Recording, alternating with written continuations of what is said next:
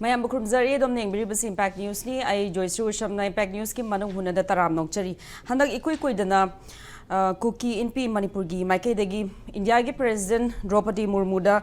memorandum ama yam powerful eba memorandum ama pisin ki memorandum as raised high basi the Manipur Hill Areas Acquisition of Chief Rights Act 1967 asi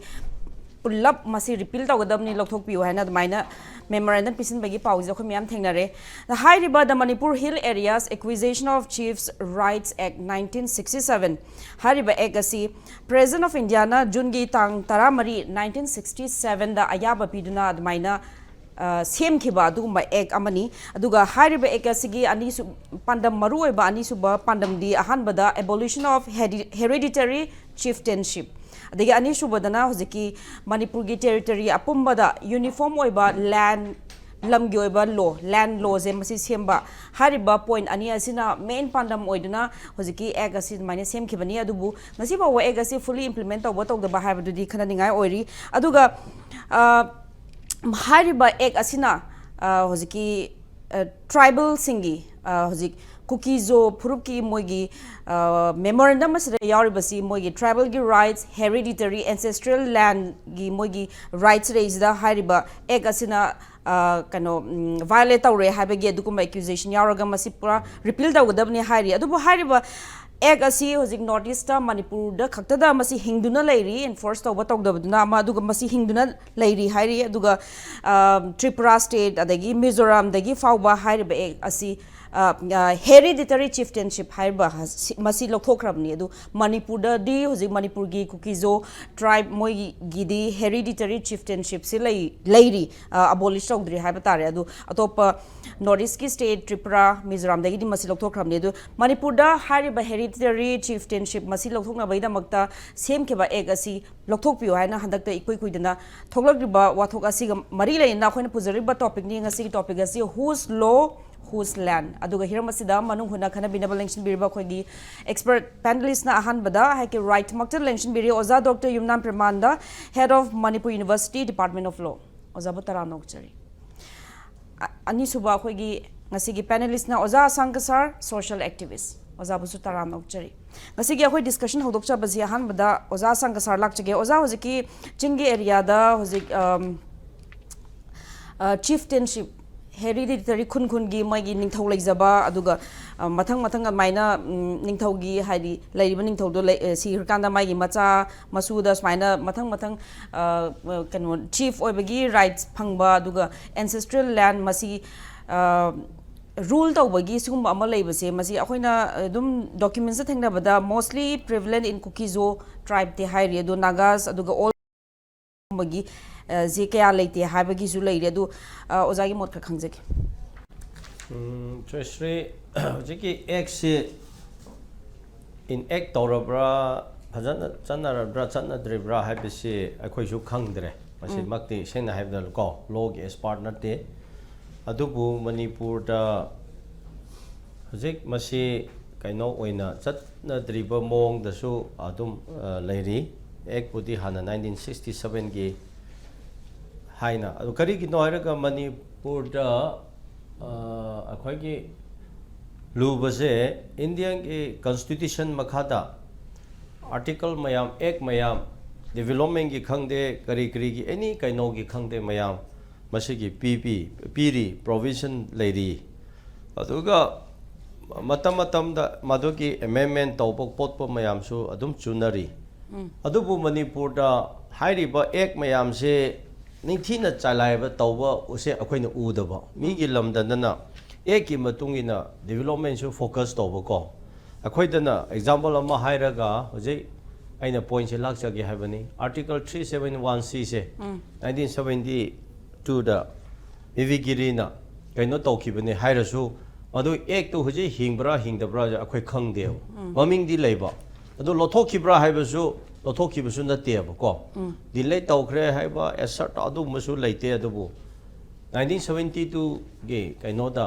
adugi matam the then president of India adugi matam president VV Girina masi hill area committee haina pi kibase hojik paper da dil leyeba paper da leiraga thabak da di ona tainabada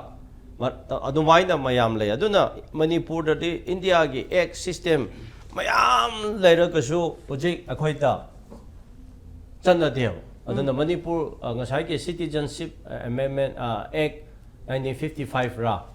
ꯑꯣꯖꯥ 55 ꯃꯥꯜꯂꯦ ꯑꯩ ꯀꯧꯕ ꯑꯗꯨꯃꯥꯏꯅ ꯂꯩ ꯑꯗꯨꯒ ꯃꯅꯤꯄꯨꯔ ꯀꯩꯅꯣ ꯐꯣꯔꯦꯅꯔꯁ ꯑꯦꯛ ꯑꯁꯤꯁꯨ ꯂꯩꯌꯦꯕ ꯍꯥꯏꯔꯤꯕ ꯃꯌꯥꯝꯁꯤ ꯃꯃꯤꯡꯗꯗꯤ ꯂꯩꯕ ꯏꯝꯄꯥꯋꯔꯗꯤ ꯂꯩꯕ ꯂꯩꯔꯁꯨ ꯃꯅꯤꯄꯨꯔꯗ ꯃꯗꯨ ꯆꯂꯥꯏꯗꯕꯒꯨꯝꯅ ꯆꯠꯅꯗꯕꯒꯨꯝꯅ ꯂꯩꯕꯗꯒꯤ ꯑꯦꯛꯇꯨ ꯂꯩꯔꯁꯨ ꯉꯁꯤ ꯃꯅꯤꯄꯨꯔꯗ ꯑꯗꯨꯝ ꯃꯗꯨ ꯏꯝꯄ꯭ꯂꯤꯃꯦꯟ ꯇꯧꯗꯕꯒꯨꯝꯅ ꯂꯩꯕꯗꯒꯤ ꯄꯨꯝꯅꯃꯛꯁꯦ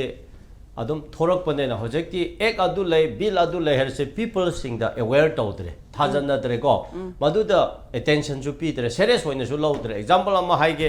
ꯍꯧꯖꯤꯛ ꯃꯅꯤꯄꯨꯔꯗ ꯑꯩꯈꯣꯏꯅ ꯏꯂꯤꯒꯜ ꯏꯃꯥꯏꯒ꯭ꯔꯦꯟ ꯆꯪꯂꯛꯑꯦ ꯔꯦꯐ꯭ꯌꯨꯖꯤ ꯆꯪꯂꯛꯑꯦ ꯍꯥꯏꯅ ꯀꯟꯅ ꯅꯩꯅ ꯈꯣꯠꯂ ꯇꯧꯔꯤꯕ ꯃꯌꯥꯝꯁꯦ ꯖꯣꯏꯁ꯭ꯔꯤ ꯑꯦꯛ ꯂꯩꯕꯅꯦꯕ ꯃꯅꯤꯄꯨꯔ ꯏꯟꯗꯤꯌꯟ ꯐꯣꯔꯦꯅꯔꯁ ꯑꯦꯛ ꯂꯩꯌꯦ ꯑꯗꯨꯒ ꯏꯟꯗꯤꯌꯟ ꯁꯤꯇꯤꯖꯟꯁꯤꯞꯀꯤ ꯑꯦꯛꯀꯤ ꯑꯗꯨꯝ ꯂꯩꯌꯦ ꯃꯁꯤꯒꯤ ꯄꯋꯥꯔꯗ ꯃꯁꯤꯒꯤ ꯑꯦꯛꯇ ꯃꯁꯤꯒꯤ ꯀꯩꯅꯣꯁꯤꯗ ꯆꯂꯥꯏꯕ ꯃꯇꯝꯗ ꯆꯞ ꯆꯥꯅ ꯄꯥꯏꯈꯠꯄ ꯀꯥꯟꯗ ꯏꯂꯤꯒꯜ ꯃꯌꯥꯝꯁꯦ ꯏꯂꯤꯒꯜ ꯃꯌꯥꯝꯁꯦ ꯆꯪꯕ ꯌꯥꯗꯦ ꯍꯥꯏꯕ ꯁꯤ ꯇꯠꯊꯣꯛꯀꯗꯕꯅꯤ ꯁꯤ ꯖꯦꯜꯗ ꯊꯝꯒꯗꯕꯅꯦꯕ ꯍꯧꯖꯤꯛꯁꯨ ꯃꯗꯨ ꯊꯤꯀꯠꯄ ꯌꯥꯏꯑꯕ ꯑꯦꯛꯀꯤ ꯃꯇꯨꯡ ꯏꯟꯅ ꯃꯗꯨ 19 ꯀꯌꯥꯗ ꯃꯥ ꯏꯃꯨꯡ ꯀꯃꯥꯏ ꯆꯍꯤ ꯀꯌꯥꯗ ꯂꯥꯛꯑꯦ ꯃꯄꯥ ꯀꯔꯤ ꯀꯧꯔꯝꯃꯦ ꯃꯥꯏ ꯃꯄꯥꯅ ꯀꯔꯤ ꯃꯃꯤꯡ ꯑꯦꯂꯦꯛꯇꯣꯔꯦꯜ ꯀꯩꯗꯧꯉꯩ ꯆꯜꯂꯦ ꯁꯨꯃꯥꯏꯅ ꯍꯥꯏꯕ ꯃꯌꯥꯝꯁꯦ ꯗꯥꯇꯥ ꯑꯃ ꯐꯖꯅ ꯊꯤꯊꯣꯛꯄ ꯀꯥꯟꯗꯅꯦ ꯑꯗꯨꯒꯤ ꯃꯤꯗꯣ ꯆꯍꯤ ꯑꯁꯨꯛꯇ ꯂꯥꯛꯄꯅꯦ ꯆꯪꯂꯛꯄꯅꯦ ꯍꯥꯏꯁꯦ ꯄꯣꯠ ꯇꯥꯔꯦꯕ ꯑꯗꯨ ꯑꯣꯏꯔꯗꯤ ꯃꯗꯨ 1956ꯀꯤ ꯏꯟꯗꯤꯌꯟ ꯐꯣꯔꯦꯟ ꯑꯦꯛꯀꯤ ꯃꯇꯨꯡ ꯏꯟꯅ 이라이 라이나 ꯑꯗꯨꯝ ꯃꯣꯏꯁꯦ ꯄꯤꯖꯥꯔ ꯇꯧꯕ ꯀꯥꯟꯗ ꯂꯣꯏꯕ ꯄꯣꯠꯅꯤ ꯍꯥꯏꯕ ꯑꯗꯨꯒꯨꯝꯕ ꯃꯌꯥꯝ ꯇꯧꯗꯦ ꯑꯗꯣ ꯍꯧꯖꯤꯛ ꯂꯣꯀꯦꯂꯤꯇꯤꯒꯤ ꯁꯤꯒꯤ ꯄꯣꯠꯇꯨꯗ ꯑꯩꯈꯣꯏꯅ ꯃꯗꯨ ꯅꯩꯅꯒꯗꯕꯗꯨ ꯐꯔꯛ ꯇꯥꯕ ꯑꯗꯨꯅ ꯉꯁꯥꯏ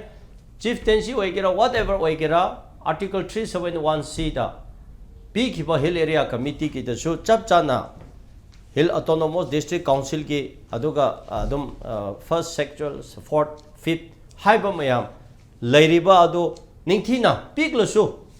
ꯄꯋꯥꯔ ꯌꯥꯝꯕ ꯌꯥꯝꯗꯕꯗꯣ ꯇꯣꯛꯑꯣ ꯀꯣ ꯑꯗꯨ ꯑꯗꯥ ꯇꯧ ꯃꯗꯨꯗ ꯅꯤꯡꯊꯤꯅ ꯆꯂꯥꯏꯔꯒ ꯇꯧꯔꯝꯂꯕ ꯇꯥꯔꯗꯤ ꯃꯅꯤꯄꯨꯔꯁꯤꯗ ꯑꯍꯣꯡꯕ ꯑꯗꯨꯝ ꯂꯩꯔꯝꯒꯅꯤ ꯑꯗꯨ ꯅꯤꯡꯊꯤꯅ ꯇꯧꯈꯤꯗꯦ ꯆꯍꯤ 30ꯃꯨꯛ ꯍꯦꯟꯅ ꯑꯁꯤꯒꯤ ꯍꯤꯜ ꯑꯦꯔꯤꯌꯥ ꯀꯃꯤꯇꯤ ꯂꯩꯔꯒ ꯑꯥꯔꯇꯤꯀꯜ 371(c) ꯁꯤꯒꯤ ꯃꯈꯥꯗ ꯗꯤꯁꯇ꯭ꯔꯤꯛ ꯀꯥꯎꯟꯁꯤꯜ ꯏꯂꯦꯛꯁꯟꯁꯦ ꯄꯥꯡꯊꯣꯛꯑꯣ ꯍꯥꯏꯕꯅꯦꯕ ꯑꯗꯨꯕꯨ ꯋꯥꯏ ꯆꯍꯤ 30ꯁꯦ ꯃꯗꯨ ꯄꯥꯡꯊꯣꯛꯇꯗꯅ ꯂꯩꯌꯦꯕ ꯑꯗꯨꯅ ꯃꯅꯤꯄꯨꯔꯗ ꯑꯦꯛꯁꯦ ꯆꯠꯅꯩꯌꯦ ꯆꯠꯅꯔꯣꯏ ꯆꯠꯅꯗꯦ ꯍꯥꯏꯕꯁꯤꯁꯨ ꯀꯣ ꯆꯠꯅꯗꯦ ꯍꯥꯏꯕꯁꯨ ꯍꯥꯏꯕ ꯌꯥꯏꯕ ꯑꯗꯨꯃꯥꯏꯅ ꯑꯃꯨꯛ ꯇꯧꯔꯦ ꯑꯗꯨ 2010ꯗꯒꯤ ꯃꯁꯤ ꯑꯦꯛꯅ ꯂꯩꯕꯅꯦ ꯅꯥꯝꯅ ꯇꯧꯅ ꯈꯣꯠꯅ ꯇꯧꯔꯒ ꯗꯤꯁꯇ꯭ꯔꯤꯛ ꯀꯥꯎꯟꯁꯤꯜ ꯏꯂꯦꯛꯁꯟꯁꯦ ꯍꯧꯔꯒ ꯂꯥꯛꯑꯦ ꯍꯧꯖꯤꯛꯅ ꯑꯃꯨꯛ ꯑꯗꯨꯝ ꯕꯦꯟꯗꯤꯡꯗ ꯑꯃꯨꯛ ꯊꯝꯈ꯭ꯔꯦꯕ ꯑꯗꯨꯗꯤ ꯑꯩꯈꯣꯏꯒꯤ ꯑꯦꯛ ꯂꯩꯕ ꯑꯩꯈꯣꯏꯒꯤ ꯂꯣ ꯂꯩꯕꯁꯤꯁꯨ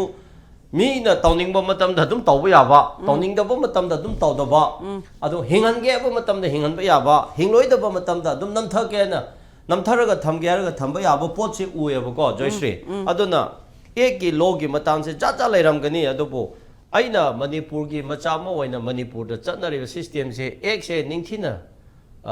ꯆꯠꯅꯗꯦ ꯇꯧꯗꯦ ꯑꯗꯨꯅ ꯍꯧꯖꯤꯛꯀꯤ ꯀꯔꯤꯒꯨꯝꯕ ꯍꯧꯖꯤꯛꯀꯤ ꯑꯦꯛꯁꯦ 1967ꯒꯤ ꯑꯦꯛꯁꯦ ꯀꯔꯤꯒꯨꯝꯕ ꯃꯁꯤ ꯐꯖꯅ ꯏꯝꯄ꯭ꯂꯤꯃꯦꯟट ꯇꯧꯕ ꯇꯥꯔꯒꯗꯤ ꯍꯦꯔꯤꯗꯤꯇꯔꯤ ꯆꯤꯐꯇꯦꯟꯁꯤꯞꯇ ꯀꯩꯅꯣ ꯏꯝꯄꯦꯛ ꯂꯥꯛꯀꯅꯤ ꯍꯥꯏꯕꯅꯤꯅ ꯃꯁꯤ ꯀꯔꯝꯕ ꯐꯨꯔꯨꯞ ꯏꯚꯟ ꯅꯥꯒꯥꯗꯁꯨ ꯁꯤꯒꯨꯝꯕ ꯍꯦꯔꯤꯗꯤꯇꯔꯤ ꯆꯤꯐꯇꯦꯟꯁꯤꯞꯁꯤ ꯂꯩꯕ꯭ꯔꯥ ꯃꯁꯤꯗ ꯏꯝꯄꯦꯛ ꯂꯥꯛꯄ ꯇꯥꯔꯒꯗꯤ ꯍꯧꯖꯤꯛꯀꯤ ꯇ꯭ꯔꯥꯏꯕꯦꯜꯒꯤ ꯂꯝꯁꯤꯡꯁꯦ ꯂꯣꯏꯅꯃꯛ ꯀꯣꯂꯣꯅꯥꯏꯖ ꯇꯧꯕꯒꯤ ꯃꯑꯣꯡꯗ ꯂꯥꯛꯀꯅꯤ ꯍꯥꯏꯅ ꯃꯣꯏꯅ ꯃꯦꯃꯣꯔꯦꯟꯗꯝꯗ ꯌꯥꯎꯔꯤꯕꯁꯦ ꯃꯁꯤ only for Kukizo tribe ta maina threat leibra natraga other community singdasu dugumagi threat leibra swaisu khara tham masi hoi hoji bodu lakchage point ju da aduna masi akhoi ki category ani leigani cookie singi akhoi ki chief rights haibase asigi pot che chieftainship right asigi acquisition of chief right act 1967 haiba pot che Naga singse karamaina tawbra hairaga Naga di unsent people oiba aduga ngasai akhoi di heredity sida challe haba khoi di heredity sida hana lamadu da hodorangba imung aduna ningthau se urakpane haba purakpane haba aduna ningthau duge mapadu ahan oira kanda machanupa khoi di ahanda mu pigani Machanupa do na quite Machanupa Ahanduda Mupigani, Machimano Tarakun later so Ahandu Natana people Yadihaba. So my namaze inherit Tauraga, hereditary kind of systems ida, Akwai Nagagi di, Tankurgi dish, mine lie. adubu mafam khara da system kitang jang change tawba aduga chairman na chapa aduga ningthau su asum mayama laikhidaba manau ni pana haiba kumba ke ko to khara di lairam gane adugo zigi chief sing sina absolute power pai bra that I hairake aduna akhoi ge dumaina hereditary chief ne hairasu naga ki area da tangkhul area da de moina absolute right power pai de ba pi de ba only maming the revenue dugi khun aduda mabu kaino mo oina ko magi signature ko adugi executive power adu ada judiciary power duty pieba adubu lam makhai se magi ni haiban nate adu de akhoi di community ki land ko aduga sagai ki clan ki layaba aduna masai chieftaincy sina akhoi naga da de mana tawning ba tawbu ya de sumaina chieftainship lay habne chief lay habwani public administration da public ki kaino se da main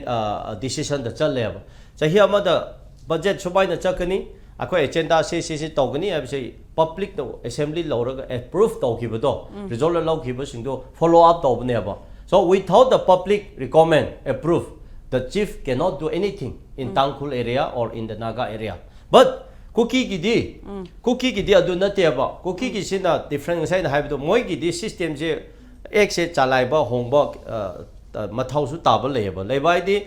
lam se kona laraga leiraga lebne na imung adu na leiraga lekhrabne lam tup chawba da mana khunje maming thongla semkale semkap kanda kona lakpa mi du de hai haji kona lakpa mi du de ma du de right leitere ba okay mapudo ngasai ningthau do na loina paison khreaba adubu ma leifam pigini lo uba ki khotba adubu everything facility do aduga ningthau gi mathak ta wangang ba yade ningthau gi mathak ningthau gi mathak ta charge tawba yade ningthau na haiba in the ma tamthok ba yai aduga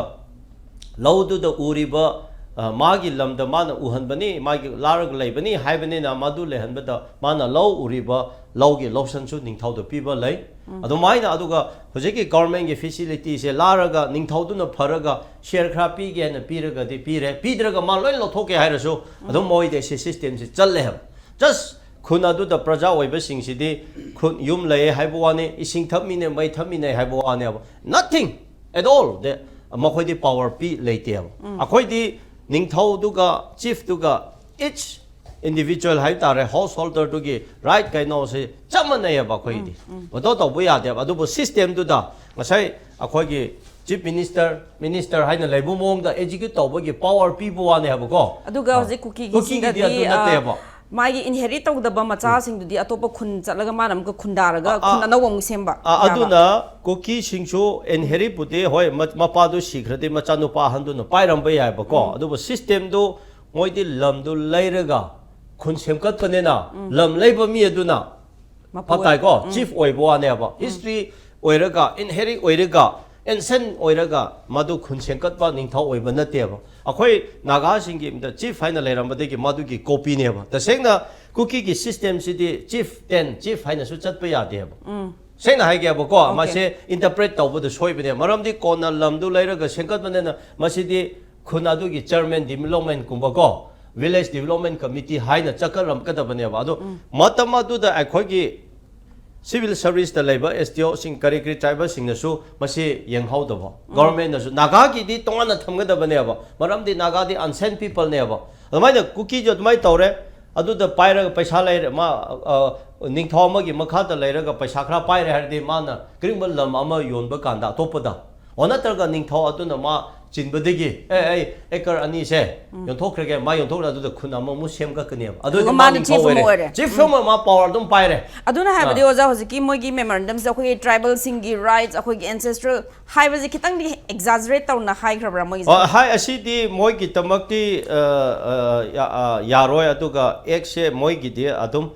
셈바 타브니 아도보 tribal की Ming the सेंब कांदा नागा का cookie पुनसन Ghani हाइबदो अदुदि लान गनी नागा का cookie की category से always different थमगदबने तोंगाना सिदि यामना different ओइबा यामना category तोंगान ब पोतने ब खकमी खरान दे tribal ने लोइना मगने अखोय राइट चम ने आर्टिकल अदु द चकनी हैना अखोय की मी खरा सु खलम बया नो अखोय ऑलवेज आर्टिकल कॉन्स्टिट्यूशन सेमगेरा लॉ सेमगेरा व्हाटएवर सेमगेरा history की base ता अखोई से सेम का दबने tribal ने है दा लोइना tribal equal right people यागनी है भी यारोय tribal है नागा से tribal ने तांगकुल tribal ने को tribal ने है ना कोना लाख पर tribal दूगा equivalent पी गनी है रहती no land की मपू ले बताए honor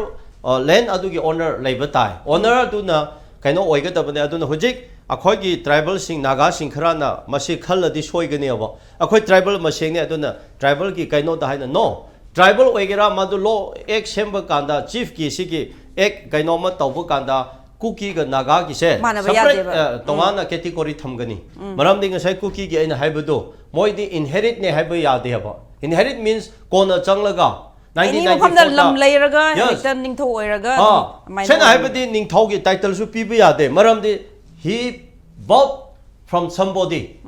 lam du di lam mapudu da ko akhoi na ningthau ai bise khun adu hong bai akhoi ki ho bise akhoi ki ai ki khun je thai na de ki huji phobo hong de ba intact oina le ba yong tho ki bisu leite pitho ki bisu leite ko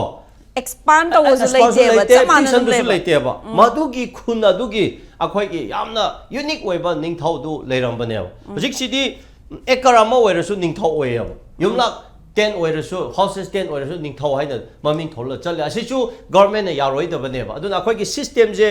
law semba kanda category se thamgani aduna naga ki de history da ki lakpane na naga da sida pusan be yaroi as it is naga ki de moi practice toram ba do adu da thamga da bane whereas kuki ki de category ma thamlaga huchi chief change x se mase lothok pora kan toraga ngasai village development committee अदुगी अदागी खामिना थमगदबनेबा मखोइदि सेंगना हाइबदा chief की title से खंगदना मतमदा ब्रिटिश ना नत्रग अखोगी लाइक खरा एसटीओ ओइबसिंगना अखोगी मंत्री मंडल खरा ओइसिंगना नागादा चीफ चला चलाना ट्राइबल लोइना मक चिंगदा लाइबा मखैसे चीफ लोइना ओइ माले हाइबगी लोमदा इन टाइटल से तोथोखिबनेबा दिस इज स्ट्रांग अदुबो अखोइ येकते को अहोय हाइना अदुबो मसी हुजिक असेंगबा मपु कनानो लेबा कनानो असेंगबा मीना कनानो हाइना थिथोकसे हाइबना लागबो कांददि मसी कैटेगराइज तौदबसु यारोय हाबको सेमाइन थमजगे थैंक यू ओजा मथंग वहांगा से है ओजा नाम प्रमाण लाक्चगे ओजा हारिबा हुजिकी द Manipur hill areas acquisition of child rights Chief Rights, sorry, Acts 1967 zina huski memorandum da hari je Article 371C je masi violate tawe hari aduna Article 371C zigi piriba provision ziga masi kamaina kano hari bano aduga oza khoina lamji yeng matam da Manipur da ching area gi lamji moi je protected oina phasana constitutional minor safeguard tawri aduga tribal singi marakta zu kuki zo aduga naga singi marakta zu moi chieftainship ki moong ji tonga le no za sangkhasa na phasana hairi adu moi gi memorandum da gi ogera any national media or national news lak patam da kaino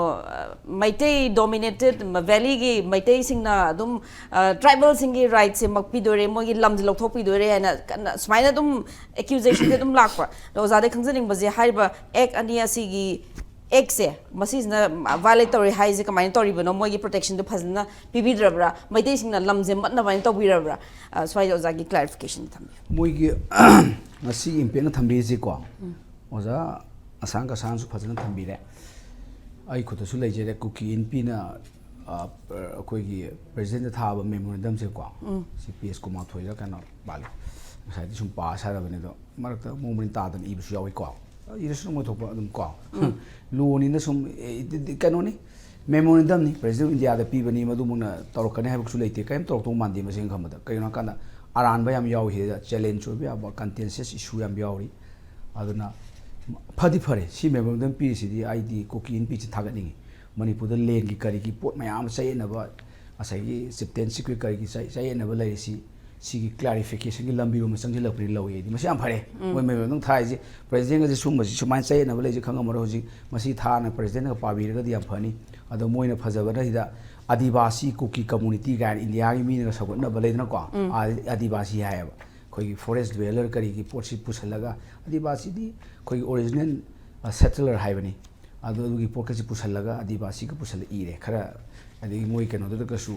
आदिवासी करी pot कसु यम यावरिने को मसिमा खतंग मोयना हायबनिना तवरा अदि ओजागी कनो कसु यावरिने ओजागी अखोगी indigenous people for Manipur से qualify मसिदि am pai haidi maming hena chatnaba achuma tawbu khanganaba tawbani na khoina lawbe man thigalakpa oi mai laale masidi afaba organization hairani mina simam phare याबी वाइने खुद यारे हे मोइन इबसिदा हाइदे अखोई रोम दगी इदमिना मोइन इबरे हादना हुजिकी सिदा माइ सिदा यावरी रिजर्व फॉरेस्ट की यावरी reserve forest की दुदी यारोय अदुदी येलु यारोय रिजर्व फॉरेस्ट मिगी इंडिया की एक अमले जापोने बको फॉरेस्ट एक लेरे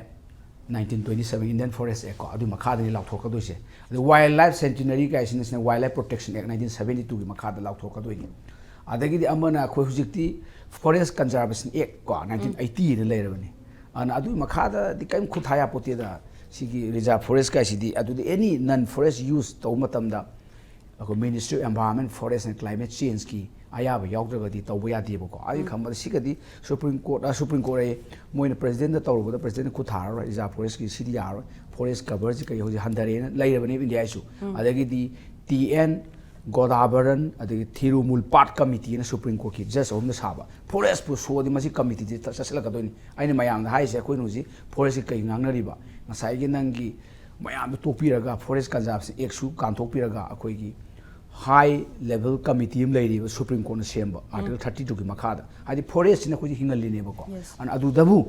आइनो माइ टीएन गोदावरन थिरुमुलपाट कमिटी 3 जजेस ऑफ सुप्रीम कोर्ट अदुदा थाबिबु यानि थाबिबु नोलकनि मोइ इसिंग एनीवे इबि पै इबसुदु पै याम सांग इरिनेको अदुम लेरे अद अमना हुजकी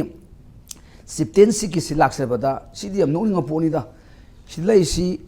अहान बदा सिप्टेंसी सि म्यांमार द लेरे मी म्यांमार उठाइगरे लेत्रे अदगी मिजोराम लेत्रे द टॉप नॉर्थ की स्टेट में अमत लेत्रे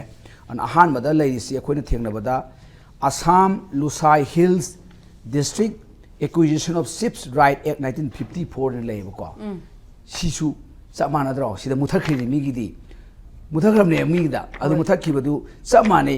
मिजोराम को स्पेशल प्रोटेक्शन ले कॉन्स्टिट्यूशन दा वारिबको अदुइदी मोइसु चैलेंज तौदना सिसु अल्ट्रा वायरस ने हाइरोद्रो तौदे मिग यागरे केनो एक ओ पार्लियामेंट ने बसे पार्लियामेंट ने सेम एक नेबको स्टेट ने सेम गदी येनबे पार्लियामेंट ने सेम एक नेबको और पार्लियामेंट ने सेम एक सी अखोइ चैलेंज तौबु यारो लुसाई हिल्स तकी थोलैनी लुसाई हिल्स की कैनोनी डिस्ट्रिक्ट टू ने बंगासाई की मिजोराम हाइजे थोलखरे मिजोराम दो सिप्टेन लेत्रे Assam Lushai hills district acquisition of chiefs right act 1954 हारगा मुथर खरेब मिजोराम द लेत्रबनी हाइदी मोई हाउइने लखोखरे मोई सिंग लोय लेरे एक्शन लखोखरे अदुगा अखोई की सना लेबाक मणिपुर द लागना अखोई की एक्शन ममिंग सिना कनो कौरे एक सिरी कॉपी तौरिने अखोई सिना Manipur hill area acquisition of chiefs right act 1967 हने लेरे अद आइना मु सिदा हाइसना सिदसु बसिदा यामना ग्रे एरिया मचाम खले मदु अखोइना क्लैरिफिकेशन तौबु चंगे असी एक्सी गेजेट फोंगिनेबको गवर्नमेंट मणिपुर ने गेजेट फोंगे गेजेट फोंग कमाई इगे कांदा गेजेट की गसाइगी मागी रिसाइटल पार्ट्स समा इरमबनी मयाम इ रिप्रेजेंटेशन पीरे खोले 14 जून 1967 में पीरे इस here way publish for general information अब मयाम न खंगनबा इंफॉर्मेशन पीबगी पब्लिश तौबने एक से सटनरे लौथोपदि नतेब आइना हाइ आर्गुमेंट सी कैनोनी को मसी लो द खर कुप्तदि खंगरोय कैगना कांदा एक से एक अमा बिल दु एक ओइना पास तौरे वारिबको अदु मतुंग द नेक्स्ट गेजेट फोंगनेबको गेजेट फोंबदुना एक टू केम इनटू फोर्स नतेब ओके अदु द कदाइ द खंगदगे हायर कान एक टू फाकत पिरो फा कान यिंगबिरो पार्टिकुलरली सेक्शन नंबर 1 to 2 द यारनी कैनो हा कान द कमाय यम बयाय मसी एक से गेजेट पास ओब नुमितु द मसी केम इनटू फोर्स ओइनी हाइबमा गेजेट पब्लिश तोबदो अदु नुमितु एक सी force tawre enforce tawre ama aduga sigi sina adu hairamdre itself come into force on such that as government haidi state government ko may notification in the official gazette appointable haidi gazette phong busin ex implement ya debo atopa ma thokhini thoka leitri bang ai thengna de thomadi khangde ko lona thokpa jala khangde ai कनो दे थेंगना देबो को आइना gazette की कनो the चलुब दसु मोजु थेंगना दे हाय खंगे अदु थोकबो थोकतबो मागी x दी हिंगी एक लेरी सिगी नुमिसे एनी टाइम थोकपो याय अपॉइंटेड डे सिगी नुमिसिदगी एक्स से केम टू फोर्स अमगा थोकनी खुदा वायबदा अखोइगी एजुकेशन की लोम ले दाइना फ्री ने कंपल्सरी एजुकेशन की दो अदुगी सु समानेबा अमुक थोएबा को 6 अप्रैल दा अमुक 6 अप्रैल के चनबा होरनी नम थोएबा अदु ताकपदि गेजेट फोंगना लो ओइदे मास अपॉइंटेड डे न सिनि मिति चनबा होरे अदु गेजेट फोंगदोनि गेजेट नोटिफिकेशन तो अदु मा थेंगनाते लेरम सोय को लेरमगदि ओइरे लेरमदगना ओइद्रे अदुदि एकति लेजबा अदुगा केम टू फोर्स दि नतबा सिगी पोनि अदु आई पोरमा अदे अमना मु मसाइदु सेंदुक्सरगा ꯑꯩꯈꯣꯏ ꯁꯤ ꯃꯣꯏꯒꯤꯗꯣ ꯌꯥꯝ ꯐꯖꯕ ꯌꯥꯎꯋꯦ ꯂꯣꯒꯤ ꯂꯦꯟ ꯂꯣꯒꯤꯁꯨ ꯌꯥꯝ ꯄꯜꯂꯦ MLA-LRA ꯀꯤꯁꯨ ꯌꯥꯝ ꯐꯩ MLA-LRA ꯁꯤꯗꯤ ꯑꯩꯗꯤ ꯔꯤꯄꯤꯜ ꯇꯧꯕꯤꯔꯣ ꯍꯥꯏꯕꯅꯦ ꯃꯣꯏꯅ ꯈꯔ ꯍꯥꯏꯕ ꯍꯧꯔꯦ ꯌꯥꯝ ꯐꯔꯦ ꯑꯩꯈꯣꯏꯅꯗꯤ ꯍꯥꯏꯗꯦ ꯍꯥꯏꯒꯗꯧꯕ ꯀꯥꯡꯕꯨꯁꯤꯗꯤ ꯍꯥꯏꯗ ꯂꯩꯔꯦ ꯑꯩꯈꯣꯏꯅꯗꯤ ꯀꯨꯏꯔꯕ ꯍꯥꯏꯕ ꯑꯣꯖꯥꯅꯁꯨ ꯍꯥꯏꯕ ꯀꯨꯏꯔꯕꯅꯤ ꯑꯩꯈꯣꯏꯁꯨ ꯍꯥꯏꯕ ꯀꯨꯏꯔꯕꯅꯤ ꯑꯩꯈꯣꯏꯅ ꯍꯥꯏꯕ ꯃꯇꯝꯗ ꯃꯤꯅ ꯑꯣꯏꯅ ꯈꯣꯡꯕꯤꯔꯦ ꯌꯥꯝ ꯐꯔꯦ ꯑꯩꯈꯣꯏ ꯀꯨꯀꯤꯁꯤꯡ ꯊꯥꯒꯠꯆꯔꯤ ꯃꯣꯏ INPꯁꯦ ꯊꯥꯒꯠꯂꯤ ꯀꯨꯀꯤ INPꯁꯦ ꯃꯣꯏꯅ ꯈꯣꯡꯉꯦ MLA-LRA ꯁꯤ ꯃꯇꯥꯡꯁꯨ ꯏꯕꯀꯣ ꯑꯩꯗꯤ ꯁꯤ ꯔꯤꯄꯤꯜ ꯇꯧꯕꯤꯔꯣ ꯍꯥꯏꯕꯗꯤ ꯁꯤ 1960ꯗ ꯁꯦꯝꯈꯤꯕ ꯑꯦꯛꯅꯦꯕ ꯃꯅꯤꯄꯨꯔꯁꯤ union territory Union territory union territory parliament ꯁꯦꯝꯈꯤꯕꯅꯤ ꯑꯗꯨꯕꯨ ꯂꯦꯟ ꯍꯥꯏꯗꯤ LAND ꯂꯩꯄꯥꯛ ꯍꯥꯏꯁꯦ ꯂꯦꯟ ꯍꯥꯏꯁꯤ ꯁꯤꯁꯤ ꯀꯩꯅꯣ ꯀꯥꯟꯗ ꯃꯥꯗꯤ ꯁ꯭ꯇꯦꯠ ꯂꯤꯁꯅꯦꯕ 7 ꯁꯦꯗꯨꯜꯒꯤ ꯂꯤꯁ ꯑꯍꯨꯝ ꯌꯥꯎꯕ ꯌꯨꯅꯤꯌꯟ ꯂꯤꯁ ꯁ꯭ꯇꯦꯠ ꯂꯤꯁ ꯀꯣꯡꯀ꯭ꯔꯦꯟ ꯂꯤꯁ ꯑꯗꯨꯒ ꯁ꯭ꯇꯦꯠ ꯂꯤꯁꯅꯦ State list ꯌꯥꯎꯕ ꯂꯝꯒꯤ ꯃꯇꯥꯡꯁꯤꯗꯤ ꯁ꯭ꯇꯦꯠ ꯂꯤꯁꯀꯤ entry number 18 entry serial number 18ꯗ ꯌꯥꯎꯕꯅꯤ ꯂꯦꯟ ꯍꯥꯏꯅ ꯇꯧꯔꯒ ꯗꯦꯠ 이즈 ꯇꯨ ꯁꯦ ꯂꯦꯟ ꯍꯥꯏꯗꯤ ꯀꯩꯅꯣ right in over land ꯍꯥꯏꯕ ꯃꯌꯥꯝ 이름ꯃꯅꯤ ꯂꯦꯟꯒꯤ ꯃꯅꯨꯡꯗ ꯂꯦꯟꯒꯤ ꯃꯊꯛꯇ ꯂꯩꯕ right ꯇꯨꯅꯤꯗꯅ ꯂꯦꯟ ꯍꯥꯏꯗꯤ ꯑꯗꯨꯒꯤ ꯄꯣꯠꯇꯨ ꯏꯕꯅꯤ ꯑꯗꯩ ꯂꯦꯟ ꯔꯤꯚꯤꯅ꯭ꯌꯨ ꯑꯗꯨꯅ ꯑꯦꯟꯇ꯭री नंबर 45 ꯑꯗꯨ ꯁ꯭ꯇꯦꯠ ꯁꯕꯖꯦꯛꯅꯦꯕ ꯑꯗꯨꯅ ꯂꯦꯟ ꯔꯤꯚꯤꯅ꯭ꯌꯨꯒ ꯂꯦꯟꯒꯤ ꯅꯠꯇ꯭ꯔꯣ MLA-LRA ꯁꯦ ꯃꯅꯤꯄꯨꯔ ꯂꯦꯟ ꯔꯤꯚꯤꯅ꯭ꯌू ꯂꯦꯟ ꯔꯤꯐꯣꯔꯝ ꯑꯦꯛ ꯍꯥꯏꯕꯅꯦꯕ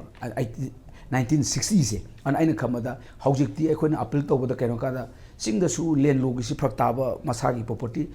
ꯄꯇꯥꯒ ꯂꯩꯇꯕ ꯃꯌꯥꯝꯁꯨ ꯐꯖꯅ ꯇꯧꯔꯤꯕꯀꯣ ꯉꯁꯥꯏꯒꯤ ꯃꯁꯤ ꯂꯦꯟ ꯔꯦꯀꯣꯔꯗꯁꯨ ꯂꯩꯇꯕꯅꯤ ꯌꯥꯝꯅ ꯑꯗꯨ ꯁꯤ ꯃꯌꯥꯝꯁꯤ ꯐꯅꯕ ꯆꯤꯡ ꯇꯝ ꯄꯨꯜꯂꯒ ꯑꯅꯧꯕ ꯂꯦꯟ ꯂꯣ ꯑꯃ ꯌꯨꯅꯤꯐꯣꯔꯝ ꯑꯣꯏꯕ ꯃꯗꯨ ꯀꯃꯥꯏꯅ ꯇꯧꯁꯤꯒꯦ ꯔꯤꯁꯔꯆ ꯇꯧꯗꯣꯏꯅꯤ ꯑꯩꯈꯣꯏꯅ ꯍꯦꯛꯇ ꯕꯨꯜꯗꯣꯁ ꯇꯧꯕꯗꯤ ꯌꯥꯔꯣꯏ ꯐꯖꯅ ꯆꯤꯡꯒꯤꯁꯨ ꯇꯝꯒꯤꯁꯨ ꯇꯥꯔꯒ ꯀꯔꯝꯕ ꯂꯦꯟ ꯂꯣ ꯑꯃ ꯊꯝꯁꯤꯒꯦ ꯊꯝꯃ ꯂꯣꯏꯔꯦꯅꯤ ꯑꯗꯨꯒꯤ ꯄꯣꯠꯀ ꯑꯩꯈꯣꯏꯗꯤ ꯄꯨꯊꯣꯛꯄꯅꯤ ꯑꯗꯨ ꯍꯧꯖꯤꯛ ꯃꯣꯏꯅ ꯉꯥꯡꯕ ꯍꯧꯔꯛꯑꯦꯕꯀꯣ ꯑꯩꯅ ꯈꯟꯕꯗ ꯌꯨꯅꯤꯌꯟ ꯒꯣꯚꯔꯟꯃꯦꯟꯠꯅꯒ ꯄ꯭ꯔꯦꯁꯤꯗꯦꯟꯠꯅꯒ ꯇꯥꯕꯤꯔꯛꯑꯣ MLA-LRA ꯀꯨꯏꯔꯕꯗꯨ ꯂꯧꯊꯣꯛꯈ꯭ꯔꯣ MLA-LRA ꯔꯤꯄꯤꯜ ꯇꯧꯕꯤꯔꯒ ꯑꯅꯧꯕ ꯂꯣꯕꯨ ꯗꯔꯀꯥꯔ ꯂꯥꯛꯑꯦ ꯃꯅꯤꯄꯨꯔꯒꯤ ꯑꯣꯏꯅ ꯑꯩꯒꯤ ꯋꯥꯈꯜꯂꯣꯟꯗꯗꯤ ꯃꯁꯤ ꯑꯩꯈꯣꯏꯒꯤ ꯃꯅꯤꯄꯨꯔ ꯒꯣꯚꯔꯟꯃꯦꯟꯠꯅ ꯑꯩꯈꯣꯏꯒꯤ ꯁꯦꯟꯇꯔꯗ ꯆꯦ ꯊꯥꯕ ꯌꯥꯔꯦ 1960ꯗ Manipur when Manipur was union territory ꯑꯣꯏꯅ ꯁꯦꯝꯈꯤꯕꯅꯤ land is state subjectni ꯑꯩꯈꯣꯏꯗꯤ full fledged assembly ꯂꯩꯔꯦ statehood ꯐꯪꯉꯦ ꯑꯗꯨꯅ we want to enact our own law under the constitution of India ꯍꯥꯏꯅ ꯇꯧꯔꯒ ꯔꯤꯄꯤꯜ ꯇꯧ ꯑꯅꯧꯕ ꯂꯦꯟ ꯂꯣ ꯑꯃ ꯁꯦꯝꯃꯒꯗꯤ ꯍꯦꯟꯅ ꯐꯒꯅꯤ ꯑꯗꯨꯒ ꯑꯃꯅ ꯉꯁꯥꯏꯒꯤ ꯀꯩꯅꯣꯁꯤꯗ ꯑꯩꯅ ꯁ꯭ꯋꯥꯏꯗ ꯈꯣꯠꯂꯤꯁꯤ ꯀꯩꯅꯣ ꯍꯥꯏꯀꯥꯟꯗ ꯂꯣꯁꯤ ꯀꯩꯅꯣꯁꯤ ꯍꯧꯗꯣꯏꯅꯤ ꯑꯩꯈꯣꯏꯅ ꯍꯧꯗꯣꯏꯁꯤ ꯂꯣ ꯍꯥꯏꯕꯁꯤ ꯀꯅꯥ ꯀꯩꯝꯇ ꯗꯤꯐꯥꯏꯟ ꯇꯧꯗꯦ ꯑꯩꯈꯣꯏꯅ ꯖꯨꯔꯤꯁꯄ꯭ꯔꯨꯗꯦꯟꯁꯇ ꯀꯩꯗ ꯄꯪꯉꯥꯡ ꯉꯥꯡꯅꯕꯩ ꯋꯥꯅꯤ ꯂꯣꯁꯤ आर्टिकल 13 अखोगी 3A कैनोनिको फक्तानी आर्टिकल 13 की अखोई क्लोज नंबर 3 सब क्लोज A दा कॉन्स्टिट्यूशन की निको आर्टिकल 13 ना हायसी आर्टिकल 13 दा लॉ LAW सी का लॉ इन फोर्स है डिफाइन तो दोने बको द लॉ सु पाबियो लॉ इंक्लूड अदु मयाम हायनी हायर का लोरम दा यावदु से अखोगी custom or uses having the force of law in the territory of India यावंगने अद आइन हाइनी दि कैनो कांदा custom ga uses ka customary law si law ne bako tawbadabu having the force in the territory of India si the force oi be kaino kanda return law ga custom ga conflict chat pa yaroi si jam lubu area ni ko custom ga return law ga conflict chat pa yaroi ba haidi custom sina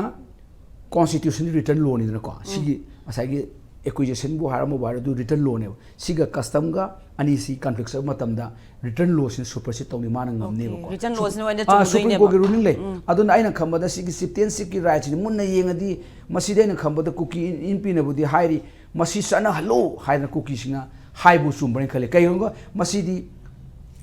mi khan tawdu tawdre citizenship eder hereditary tawre hereditary si yadabani India constitution article 14 pabiu 19 pabiu 21 pabiu 19 ga 14 ga 21 ga si golden triangle ni hai ni adudi khoi Indian constitution mai sing adum lai jare masi yade ha ba equality before law laitre natra adagi di reasonable restriction reasonableness haidu kai yauri article 19 gi adagi procedure statutory law kai na haiba article 21 gi swaida su moisi dum ai di sidi supreme court tabukta implement tawdir kaino challenge bu taw yari ni da hide article 1419 की triangle Young मतमदा सिगी एक city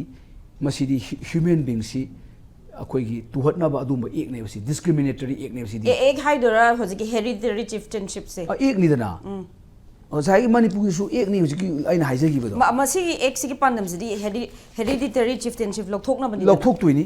Manipur hill area acquisition of chiefs right act 1967 सी होजिक appointed दी गिदुन अम वारी मेजरे को अदुग मागी मेन प्रोविजन दी शिप की डिफाइन तवी शिप बाइसी मोइनी शिप ओइना लेत्रगसु एनी नेम काय को एनी ममिंग सिनरमबदु अदु सिनी लौरे मागी कनो द सेक्शन कनो की 2 की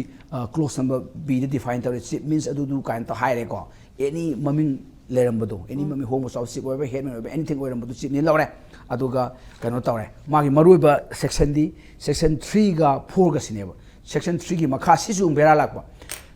hojiki sip ki like kai am ki khul am ki sip oire khalone adu ki right to ekui mana pai property ma ki right to mana hai si right title and interest hai ba sip tu ki right ne title ne interest ne madu laukthok ke hai ta ga adu su gazette notification thok tong ne laukthok e hana state government hire ga yaro ba laukthok pa khudam me khul am ki khun b harone khun b sigi sip tu Mr. X harone ko magi right to acquisition tawge hai ta adu su gazette am thokane notification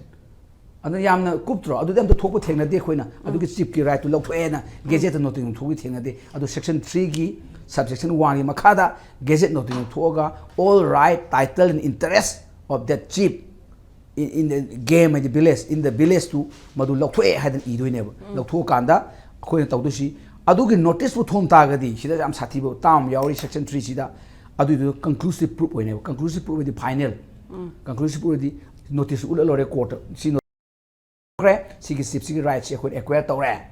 all are vested in the government oidoine ko adu oire haibadu adu putho the conclusive proof oidoine ahum le lo da may proof shall proof conclusive proof hagadi maduna mabu adu leite ni yetpadi yani yelaga su ko na conclusive proof ni lawrane ba ko adu gi po ni aduna adu tawta ga di ma interest ne titles ne right ne madu vested absolutely in the government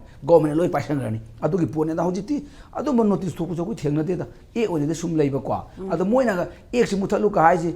kai de hai nu khang din ek si chaju chana de chip mayam su lei wari bu adu moina ek si lokthok piu hai ta di moi hereditary chieftainship nim chatna han biu hai ri ne but adu di akhoi gi india gi constitution gi article me amazana pan bi ki adu gi violate tawni na constitution sin adum supersede tawgadabani supersede tawdoine aduga masidi sigi ek hauji bu sadadri kai gi no why the act is not implemented not came into force haidana chieftain loi muthalo tha akoi supreme court do petition thayani and article 32 gi makhada mai gi act si ahan bas man introduce taw matam da cookie gi leaders mayam sina protest yam kana taw ki hai adui matung yaw aina pawa kaino mda yawi sanaram dai du da amai tawbada gi tokhibani hai adone the report si yawi Manipur CM push for end for hereditary chieftainship in state hill area have the moon high si January 10 1967 the seminar passed or para kagram hai ni ko January anil yawi aduga it has been implemented has not have not yarome due to resistance from the Kuki community which practice the tradition guys mai tawudagi adum namjala ka thamgi janida ai khamada tumtok tumjin tawbani aduna law sometimes sleep never dies ai khamada government na appointed dem thopi raga ko citizenship gi yangai am changi kai rong ka masidi miyoi bi democratic form of government akoi gi di sip ti lei later jauja leiraga sumoi elected ti time mayam yar khamra kan tawbani ne khara moi de popular hereditary leiraga sumoi gi khul khatan khenai song isina Kuki gi sathi sina akoina taba da kam sumru khangde moi di masa manga poga masa manga sin khun manga lin khapi leidra ko hekta khoi gi kai tare khoi gi ama leidai ne kakthal sum yam kholak podo amaina masa po khun masing yam kholak pa aduna oza man research toraga mana paper ma publish towi adu da sidi ki buki khale ne koi ji khar lega koi swa imfang asi ju Kuki gi village ni haina leidra ko mo hai basi 1957 da 1957 da yam leram de number of village 1969 da 1969 CX la khalega ko 1957 village lerami adu gazette publish to boda adagi din 2023 da 3856 village sathi dro adu hengali siong hauji pokta khapa do kha yawamni hauji pokta hengali si 1899 village hengale but Kuki taw area singa aduna takpati moi gi chieftainship ki port se masi mo gi tul khulai amane lam expansion gi hairoga ancestral land ni hajilakani head ancestral like the on gi doine ba ngasirang leibo resu ancestral land ga freely used to we wanda yam nuai bai tai moi wathology hai tare wathology terminology no ba ancestral land ga ikai ngai da 9 August se hayang sin ngai bani indigenous world indigenous people day je ko observe to do jai to ko to moi no hairani khale ga di indigenous ti moi ore khoi di oiram do man selak tri si mong sum la di ana moi gi push yam kal hai tare en khamasi decisive oiba sarkar na appointed dem thokpiro at 60 yang hai biro aduga yam nu yar ga di na akhoi ek am leibani ngai sai ju yor khibani masi ga si khanna bagi room la abani ne khoi ja khoi ikan khana de ꯈꯟꯅꯔꯣꯏꯗꯕ ꯖꯒꯥꯗ ꯄꯛꯂꯥꯎ ꯂꯥꯎꯅꯕ ꯑꯗꯣ ꯉꯁꯥꯏꯒꯤ article 371C ꯑꯃ ꯄꯟꯕꯤꯈꯤꯕꯗꯣ ꯑꯗꯨꯒꯗꯤ ꯊꯣꯏꯗꯣꯛꯅ ꯌꯦꯠꯅꯗꯦ article 371Cꯗꯗꯤ ꯍꯥꯏꯔꯤꯁꯤꯗꯤ ꯃꯥꯗꯤ ꯀꯩꯅꯣꯅꯤ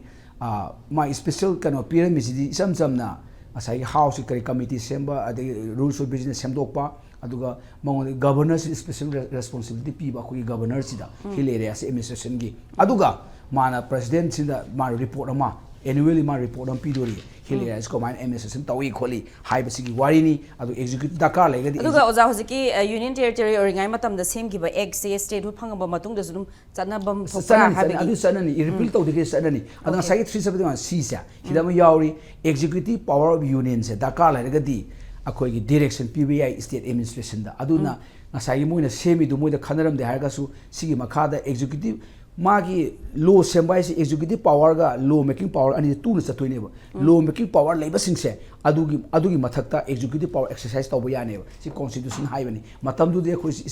ꯁ꯭ꯇꯦꯠꯍꯨꯗ ꯐꯪꯗ꯭ꯔꯤꯕꯅꯤꯅ union territory ꯂꯩꯕꯅꯤꯅ ꯑꯩꯈꯣꯏꯒꯤ law making power in the hand of ꯄꯥꯔꯂꯥꯃꯦꯟꯅꯦꯕ ꯑꯦꯛꯖꯤꯀ꯭ꯌꯨꯇꯤꯚ ꯄꯥꯋꯔꯁꯤꯅ ꯑꯗꯨꯁꯨ ꯁꯦꯟꯇꯔꯅꯦꯕꯀꯣ ꯁ꯭ꯋꯥꯏꯗ ꯈꯔ ꯍꯥꯞꯄꯒ ꯑꯗꯨꯅ ꯉꯁꯥꯏꯒꯤ ꯂꯣ ꯁꯦꯝꯕ ꯌꯥꯕ ꯖꯒꯥꯗꯨꯗ ꯑꯦꯛꯖꯤꯀ꯭ꯌꯨꯇꯤꯚ ꯄꯥꯋꯔ ꯆꯠꯊꯕ ꯌꯥꯏ ꯑꯦꯛꯖꯤꯀ꯭ꯌꯨꯇꯤꯚ ꯄꯥꯋꯔ ꯆꯠꯊꯕ ꯌꯥꯕꯗꯨ ꯂꯣ ꯁꯦꯝꯕ ꯌꯥꯏꯑꯕꯀꯣ ꯑꯗꯨꯅ ꯈꯟꯕꯗ ꯃꯣꯏꯗ ꯀꯟꯁꯜ ꯇꯧꯔꯛꯇꯁꯨ ꯌꯥꯏꯑꯕ ꯀꯩꯒꯤꯅꯣ ꯍꯥꯏꯔꯒ ꯃꯇꯝꯗꯨꯒꯤ ꯍꯧꯖꯤꯛ ꯌꯦꯡꯉꯣꯏ ꯃꯇꯝꯗꯨ ꯌꯦꯡꯗꯣꯏꯅꯦꯕ ꯑꯗꯨꯅ 1971-72 ꯁ꯭ꯋꯥꯏꯗ ꯁ꯭ꯇꯦꯠꯍꯨꯗ ꯐꯪꯗꯕꯒꯤ ꯃꯔꯛꯇ ꯂꯩꯈꯤꯕꯅꯤꯅꯀꯣ ꯑꯗꯨꯅ ꯁꯤꯒꯤ ꯄꯣꯠ ꯑꯩꯅ ꯈꯟꯕꯗ ꯃꯣꯏꯅ ꯏꯗꯨ ꯌꯥꯔꯣꯏꯗ ꯀꯣꯟꯁꯇꯤꯇ꯭ꯌꯨꯁꯟ ꯑꯦꯛꯁꯄꯥꯟ ꯏꯕ ꯅꯠꯇꯦ ꯃꯣꯏ ꯈꯔ ꯐꯝꯃꯤꯟꯅꯒ ꯁꯨꯝ ꯄꯪꯏꯗ ꯏꯕꯩ ꯋꯥꯅꯤ ꯑꯩꯅ ꯈꯟꯕꯗ ꯃꯗꯨ ꯑꯩꯈꯣꯏꯅ ꯋꯤ ꯁꯨꯗ ꯅꯣꯠ ꯇꯦꯛ ꯏꯠ ꯁꯦꯔꯤꯌꯁꯂꯤ ꯇꯧꯕꯇꯕꯨ ꯃꯣꯏꯅ ꯏꯕꯤꯔꯤꯁꯦ ꯒꯕꯔꯅꯔꯒꯤ ꯅꯥꯀꯣꯡꯗ ꯁꯨꯒꯨꯝꯕ ꯑꯦꯛ ꯑꯃ ꯂꯩ ꯒꯕꯔꯅꯔ ꯑꯦꯛ ꯂꯩꯗꯤ ꯒꯕꯔꯅꯔ ꯐꯥꯛꯇꯣꯔꯛꯑꯅꯦꯕꯀꯣ ꯑꯣ ꯆꯠꯅꯔꯝꯅꯤ ꯑꯦꯄꯣꯏꯟꯇꯦꯗ ꯗꯦ ꯂꯩꯔꯝꯗꯦ ꯑꯁ ꯑꯦꯄꯣꯏꯟꯇꯦꯗ ꯗꯦ ꯑꯃ ꯊꯣꯛꯎꯒ ꯍꯥꯏꯔꯛꯄꯁꯨ ꯌꯥꯏ ꯒꯕꯔꯅꯔ ꯋꯥꯔꯤ ꯕꯥꯕ ꯃꯁꯤ ꯆꯠꯊꯣꯛꯎꯒ ꯍꯥꯏꯔꯛꯄꯁꯨ ꯌꯥꯏ